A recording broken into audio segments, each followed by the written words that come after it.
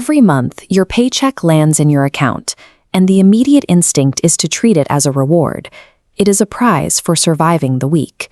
But the moment you treat it like a prize, it disintegrates. Your paycheck is compensation. It is payment for the hours of your life you gave away to an employer, hours spent in meetings or answering emails late at night that you can never get back. When you view that compensation as a celebration, the money vanishes. Rent goes out, subscriptions are deducted, and the remainder is depleted by late-night shopping carts. This happens because many of us use money as an emotional bandage. A stressful week turns into an online order, and a wave of anxiety becomes a cart full of things you forget about a week later. The real problem with spending your feelings is that the stress eventually returns, but the money does not. You end up right where you started, only with less in your account. That sinking sense of guilt after a spending spree is not a sign of weakness. It is your brain recognizing that the purchase failed to solve the underlying problem. Real relief comes from watching a number in your savings account grow every single week, no matter how small that number is. Building wealth requires a shift in how you handle the arrival of your income. You have to flip the standard order of operations. In the standard pipeline, income pays bills and funds your lifestyle, leaving zero for savings. To fix this, move money into savings before spending a single cent. By saving first, spending naturally adjusts to what remains. Set up an automatic transfer the day your paycheck lands. This removes human emotion and decision fatigue from the process.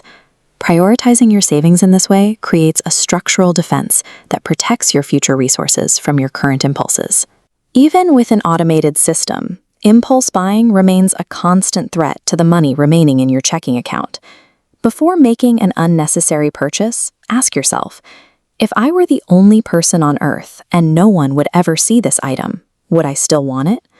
A no answer reveals that you aren't buying a product. You are paying for the temporary feeling of being seen or keeping up with others. This graph shows why a six-figure salary isn't required for growth. Setting aside $50 a week at 4% adds $200 monthly. In 3 years, consistent habits build a cushion approaching $8,000. This momentum comes from an ordinary income meeting an unshakable habit. Once that number grows, you can begin to trust yourself with money. As your savings grow, you will eventually face social pressures that can threaten your progress. This leads to the silent saver principle, the practice of not disclosing your bank balance to your friends, family, or social circles. When your savings become public knowledge, they often become a communal resource in the eyes of others. This exposure can lead to requests for loans or the expectation that you should cover shared expenses. These social frictions can slowly breed resentment. By saving quietly, you allow your account to grow while everyone around you assumes you are in the same financial position they are. Discretion is a form of protection for the future you are building. It ensures your resources remain yours to manage. A growing balance provides the financial weight needed to walk away from a draining job or leave a relationship that no longer serves you. Protecting your income in silence provides the leverage to make decisions based on choice rather than fear. When you have options in your account, your relationship with your own life begins to change.